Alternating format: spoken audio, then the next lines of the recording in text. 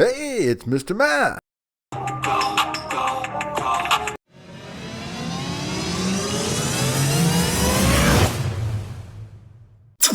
Hey students, it's Mr. Math. In today's lesson, Unit 2 Numbers, Chapter 11, Imaginary Numbers of my book, Maximize ACT Math. We do 3 questions from every chapter.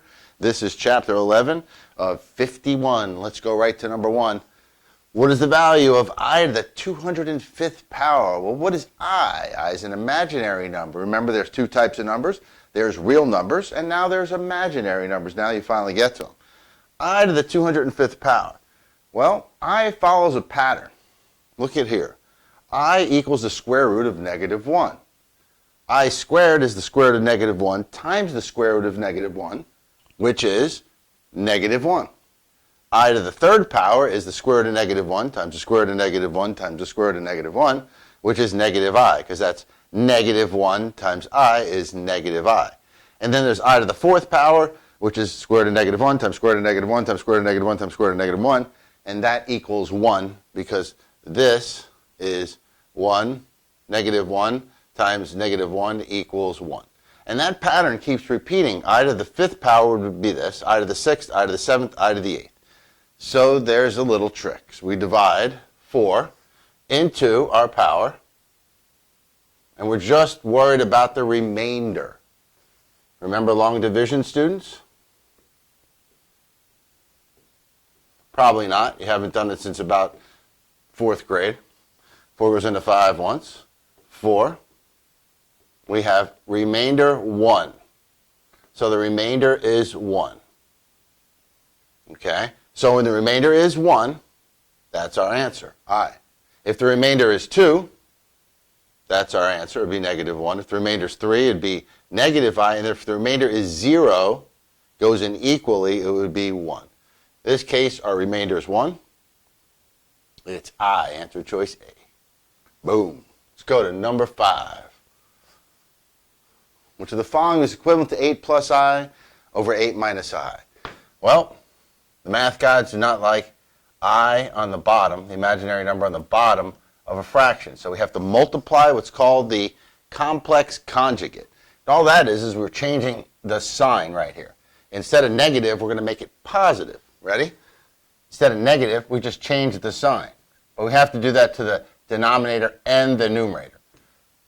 This will get rid of the I, the imaginary number, in the denominator. Okay, so now we just have to FOIL the top. Right? 8 times 8 is 64.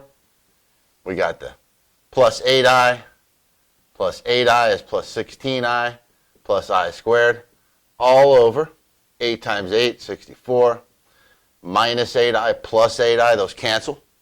And then you have minus I squared. So now let's simplify. On the top we have 64 plus 16 plus I squared. Remember, I squared is negative 1. So this would be 64 minus 1 is 63 plus 16i. That's in the numerator. In the bottom, denominator, I squared is negative 1. So 64 minus negative 1 is 65, because that's like 64 minus negative 1. And now the standard form of an imaginary number is always A plus BI. So you want to separate this. That'd be 63 over 65 plus 16 over 65 I. That looks like answer choice.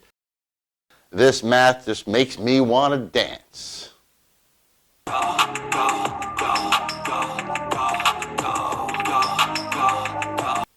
Send in your Mr. Math to dance@itsmrmath.com, and I'll give you a free copy, free PDF of my book, Maximize ACT Math. Just go through my book, students, go through my videos, and I guarantee you, you will dominate ACT Math. Number 6, which of the following is equivalent to I cubed minus 3I squared plus 7I to the 5th power? Remember, I cubed is negative I.